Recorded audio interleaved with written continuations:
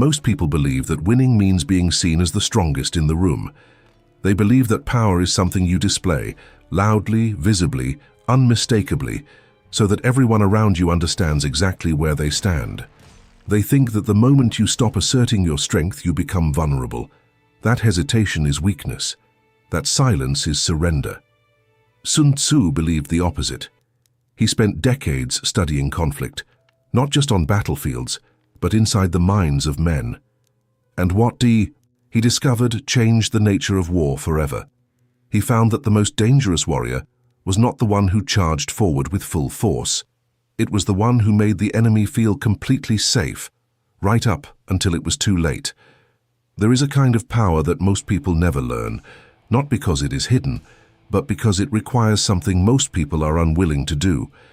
It requires you to let go of your ego, to resist the urge to prove yourself, to smile while the other side celebrates a victory that was never real. Sun Tzu called this the supreme art of strategy, the ability to appear weak while you are strong, to appear defeated while you are winning, to give the other side exactly what they want to see, while you take everything that actually matters. And here is the truth that will stay with you long after this video ends. The person who looks like they are losing is often the one in complete control. If you have ever felt outplayed, overlooked, or underestimated, this video will change the way you see every conflict, every relationship, and every game you are already in. Because once you understand what Sun Tzu truly taught, you will never see winning the same way again. Sun Tzu understood something about perception that most people spend their entire lives ignoring. Reality doesn't matter as much as what people believe reality to be. In warfare, Sun Tzu never cared about appearing powerful. He cared about controlling what the enemy believed. Because a man who believes he is winning becomes careless. A man who believes his opponent is weak stops watching. And a man who is confident becomes predictable. Predictability, Sun Tzu taught, is the beginning of defeat. Appear weak when you are strong, he wrote, and strong when you are weak. This is not a line about deception, it is a line about architecture. It is about designing the world your opponent sees, so that while they are navigating your illusion, you are moving freely through reality. Think about how this plays out every single day. At work, someone takes credit for your idea. They present it with confidence, and everyone in the room believes they are the smartest person there. And you say nothing. Not because you are weak, but because you are watching. Because you are learning how they operate, what they want, what they fear, and exactly how far they will go to get it. That information is worth more than any argument you could have won in that moment. In relationships, someone pushes your boundaries. They test how much you will tolerate, watching your reaction, looking for the edge of your patience. And instead of reacting, instead of showing them exactly where your limits are, you remain calm, unreadable. You give them a version of you that reveals nothing, and now they are the ones who don't know what to do next. Sun Tzu knew that the moment you react, you hand the other side a complete map of your interior. They know what moves you. They know what threatens you. They know what to push next time. But when you control your reaction, when you choose your response the way a chess player chooses a move, you deny them that map. You become impossible to navigate. And impossible to navigate means impossible to manipulate. The illusion is not a lie. It is a strategy. It is the choice to reveal only what serves your position, to present only what your opponent needs to see in order to feel safe, safe enough to expose themselves. Most people spend enormous energy trying to look powerful. They speak louder, dress sharper, move faster, and in doing so they advertise their ambitions to everyone watching. Sun Tzu would have watched those people with quiet patience, and he would have known immediately that a man who needs to appear powerful has already revealed his greatest weakness, the need for approval. The strategist doesn't need to look powerful. The strategist needs to be positioned correctly. Those are two very different things. When you stop trying to look like you are winning, something extraordinary happens. You actually start winning. But Sun Tzu warned about something even more dangerous than losing a battle. He warned about winning the wrong moment. Most people, when they sense conflict rising, feel enormous pressure to respond immediately. to defend, to clarify, to prove themselves right before the other side finishes their sentence. The silence feels unbearable. It feels like weakness, like you are allowing the other side to define the situation while you stand there doing nothing. Sun Tzu saw silence completely differently. He saw it as information, as pressure, as a tool more sophisticated than most people ever learn to use. When you go silent in a moment of tension, you force the other side to fill that silence.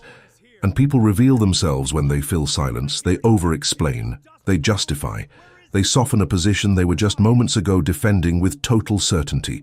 They start second-guessing themselves, because your silence looks like confidence, and confidence is contagious in reverse. There is a specific moment that Sun Tzu identified as the most valuable in any conflict. It is the moment when the other side believes they have already won. In that moment, something fundamental shifts in human psychology. The tension drops. The guard comes down. People who believe they are winning stop working as hard to maintain their position. They become generous, not out of kindness, but out of comfort. They begin to talk more because talking feels safe when you believe you are in control. And that is the exact moment Sun Tzu was waiting for. Not to attack, not to argue, not to suddenly reveal all his cards in a dramatic reversal, but to observe. Because in that moment of false victory, the other side shows you everything. They tell you what they actually wanted. They reveal what they were protecting. They expose the gaps in their position that they had carefully hidden during the tension of real conflict. Think about any situation in life where two people want different things. When both sides feel equal pressure, both sides stay guarded. But when one side believes they have already won, they stop guarding. They might push for one more concession, something they wanted all along but never thought they could ask for.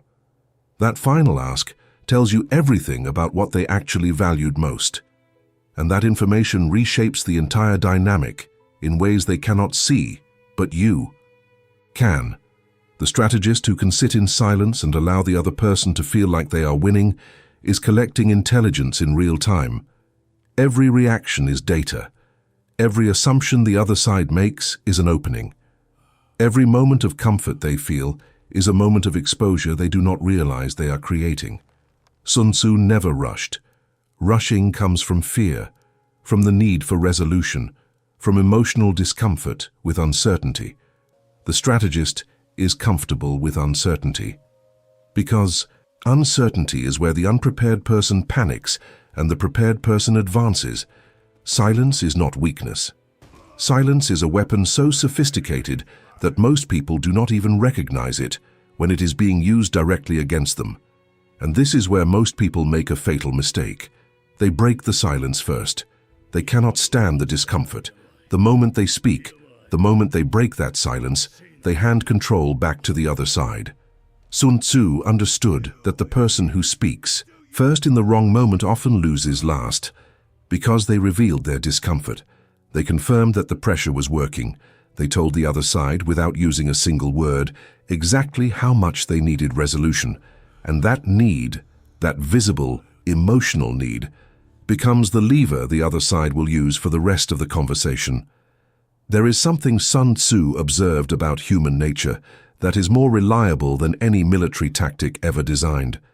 Ego makes people blind, not occasionally, not in certain circumstances, reliably, consistently, every single time. When a person believes they are smarter, stronger, or more powerful than their opponent, something fundamental happens to the way they process information. They stop truly listening. They start hearing only what confirms their superiority. They begin to move faster than they should, because patience requires respect for the opponent, and they no longer respect the opponent. This is the gift Sun Tzu cultivated with deliberate precision. He understood that the most effective way to control someone was not to threaten them, not to confront them, not to prove them wrong. It was to allow them to feel right, to feed, gently and strategically, the exact version of events that inflated their confidence to the point of recklessness. An arrogant opponent is a predictable opponent, and a predictable opponent is already defeated. They simply do not know it yet. Think about what happens when someone around you starts to feel superior. At work, in a friendship, in a competition, you watch them. And if you pay close enough attention, you can see the exact moment their confidence crosses into arrogance. Their language changes. They stop asking questions and start making declarations. They stop preparing and start assuming. They start believing that the outcome is already decided in their favor, and they start making mistakes. Not dramatic mistakes at first, small ones. A decision made without enough information. An assumption that goes unchecked. A conversation they do not have because they already think they know the answer. A preparation they skip because they no longer believe they need it. Sun Tzu did not need to create these mistakes. He simply needed to avoid interrupting them. Because when an ego-driven person is moving toward a mistake, the worst thing you can do is stop them. The moment you warn them, they become defensive. They double down. They protect the decision because to reverse it would be to admit weakness, and the ego will not allow weakness. But when you say nothing, when you allow the situation to unfold at its own pace, the mistake completes itself, and you are not the one who caused it. Their own certainty built the trap they walked into. This principle is perhaps the most powerful in Sun Tzu's entire body of thought because it requires no confrontation, no conflict, no dramatic intervention. It requires only patience, observation, and the discipline to stay silent when every instinct tells you to speak. The strategist does not tear down the enemy's confidence. The strategist quietly builds the scaffolding around it and waits. Let them feel like the smartest person in the room. Let them feel like the outcome is already certain, because when a person stops questioning the outcome, they stop protecting it. Sun Tzu warned about something that destroys more strategies than any opponent ever could. Acting too soon. Most people understand timing in theory. They know that patience is important. They have heard it countless times. But in practice, when the pressure builds and the opportunity seems close, almost everyone acts before the moment is truly ready.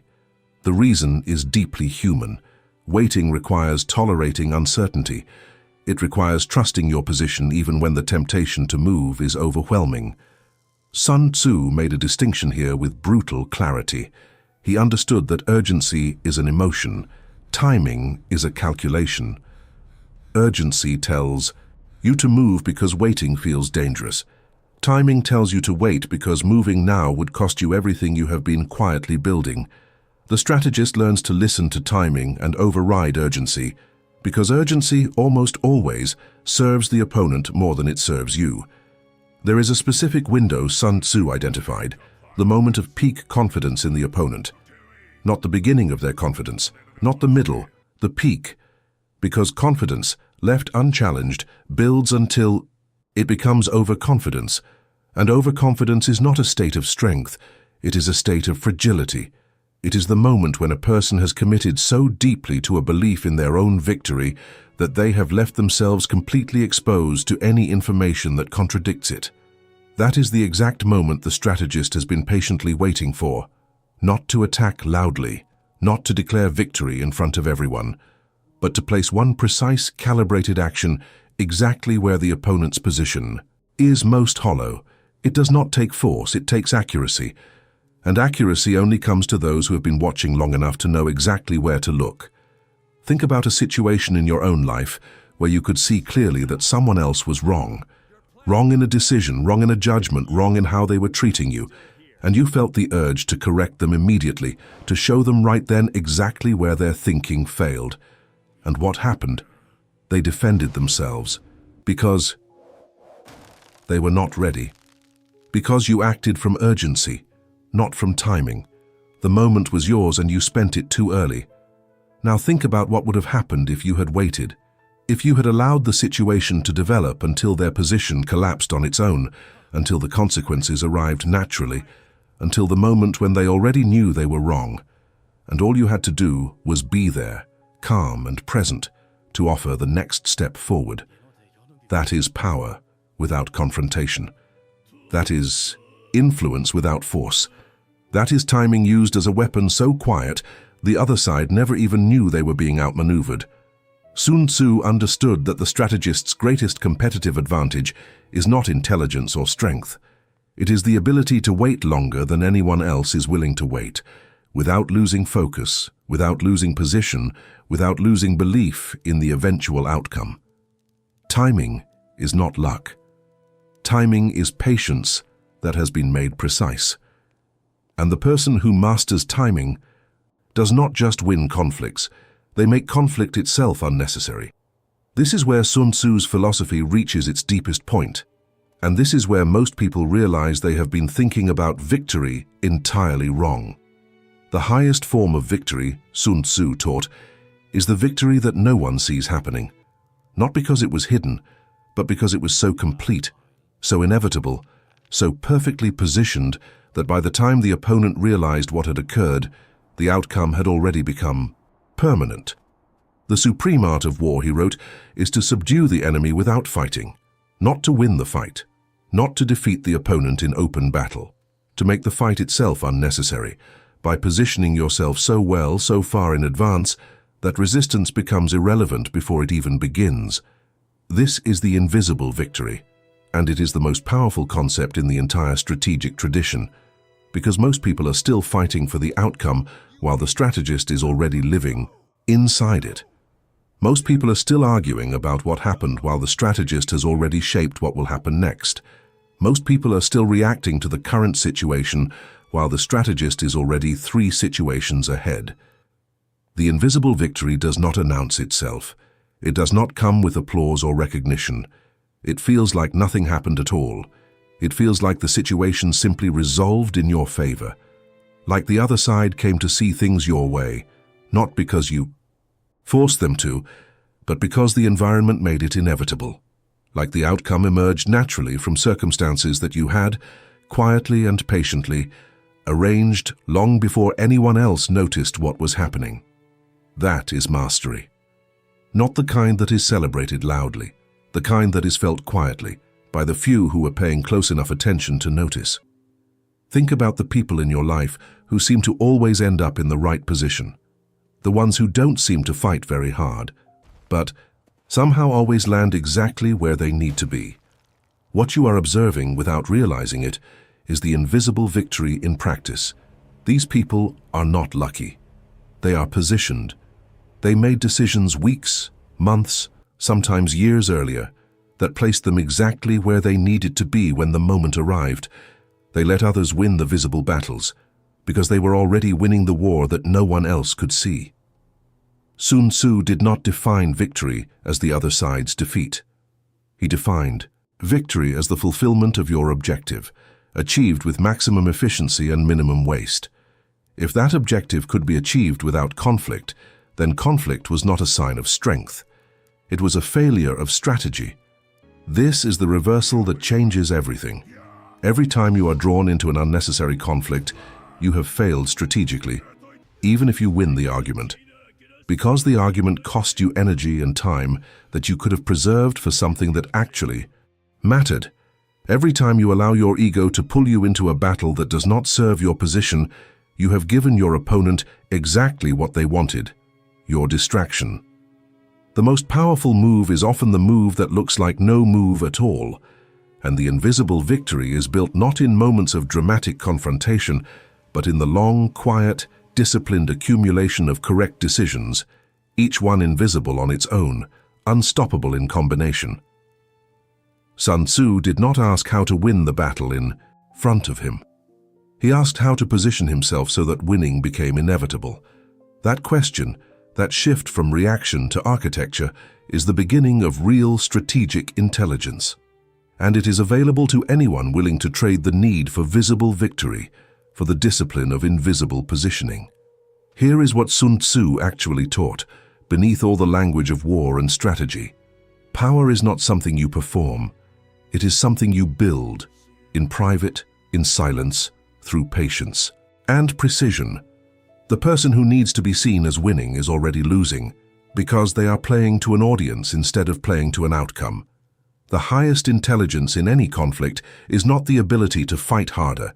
It is the ability to make fighting unnecessary, the discipline to let them think they are winning, the patience to observe before you act, the precision to move only when the moment is right, the maturity to accept an invisible victory over a visible one. These are not tactics. They are a way of being in the world. The strategist does not fight every battle. The strategist chooses which battles shape the outcome and lets everything else pass by like noise that belongs to people who have not yet understood the game they are actually playing. Let them think they are winning. Because while they are celebrating, you are already 3 moves ahead. If this video shifted how you think about power, conflict, and strategy, do 3 things right now. Like this video, so it reaches the people who are ready to stop reacting and start thinking. Share it with someone who needs to see the game they are already in. And subscribe to this channel, because the next videos will go even deeper into the psychology of power, Sun Tzu's hidden lessons, and the mental frameworks that separate the strategic from the reactive. Drop a comment and tell me, what was the moment in your life when you realized that staying silent was more powerful than speaking? Stay patient. Stay positioned, and remember, the most dangerous person in the room is the one you never see coming.